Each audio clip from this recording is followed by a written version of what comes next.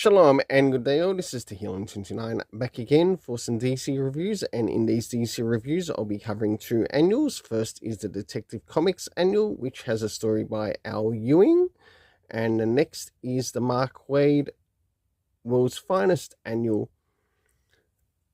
I'll now get things ready and organised for the first one that I'll be reviewing.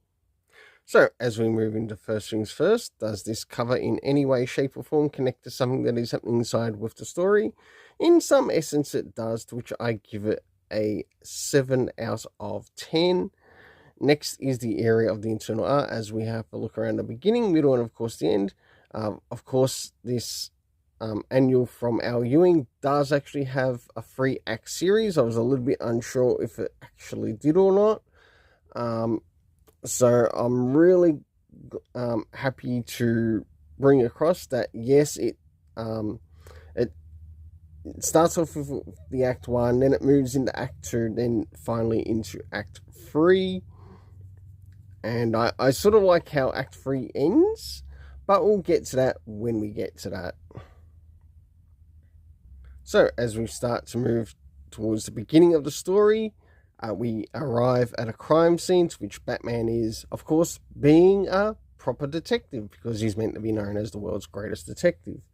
Of course, we see a lot of thought bubbles of sorts going through Batman's mind in relation to the series, and it's a bit of a word salad of sorts, but we understand what's happening in the story. Batman is trying to pinpoint certain elements around the crime scene, as well as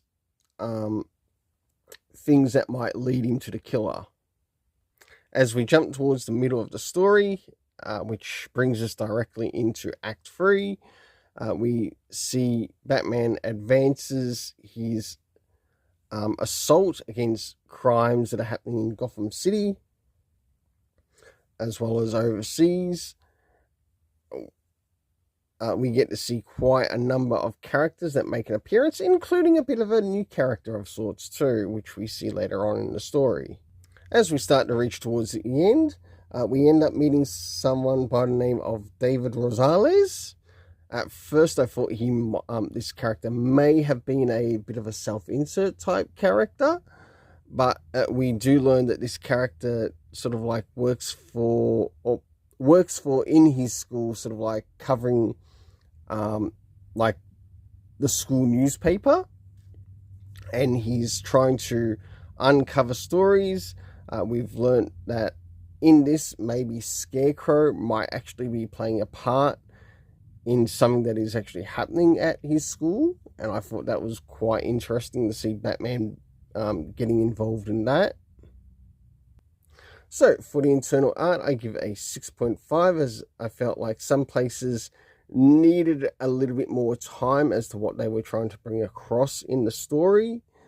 Apart from that, let's move into the area of the story itself.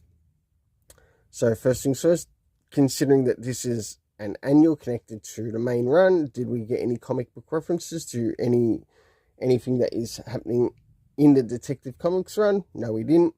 So we know that it's a bit of a one-off story.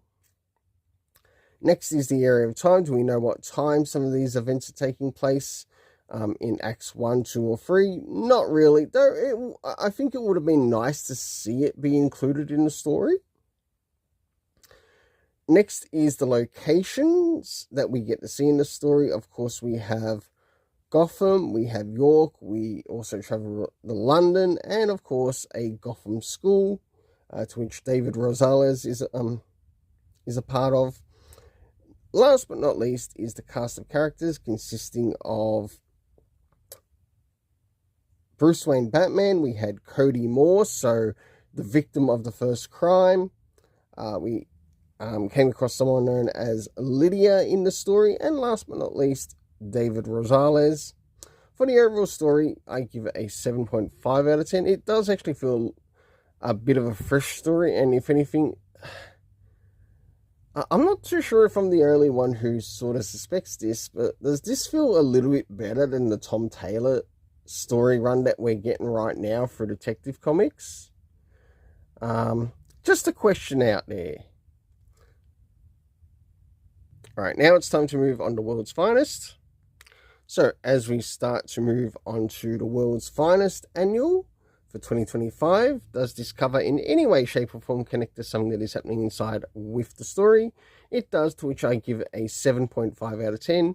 Now to move to the area of the internal art as we have a look around the beginning, middle, and of course the end. And also what's happening story-wise with the characters. Now, if it's one thing about this World's Finest Annual, it does actually connect to the present arc that is happening right now. And I'm glad that it's also clear on the cover that it is connected to the arc. So as the story begins, we catch up with the members of the Hall of Doom, of the Legion of Doom, to which we learn that a number of these characters are actually connected to sort of like a previous iterations of them. Of course, we have Gorilla Grodd sort of like heading this particular Legion of Doom at the time. Nothing but a great ape, eh? As we start to move towards the middle of the story, we get the members of the Justice League Unlimited that are connected to the story, or the Justice League that are connected to the story, in sort of like foiling the Legion of Doom's plans and what they have planned. And last but not least, we move to a bit of a backstory of sorts, which is sort of like the second story in this, which covers the character of John Stewart and how he became a bit of a Green Lantern. For the internal art, I give a 7.5 out of 10, as I quite enjoyed the art in this story, but how did it work out story-wise with iterating? Now, seeing that this is connected to the actual series of World's Finest, for the story rating, first things first, did we get anything comic book reference-wise? No, we didn't. Next is the area of time. Nothing at all. Next is the locations that we got to see in the story. We got to see the Hall of Doom. We got to see Central City.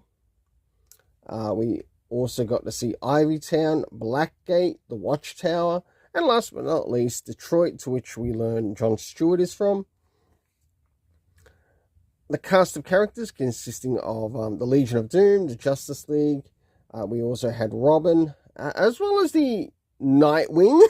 So we had Dick Grayson meet himself twice. Very clever of sorts. And last but not least, John Stewart. My overall rating is a 6.5 out of 10. Until then, let's keep it colourful and have yourself an awesome day.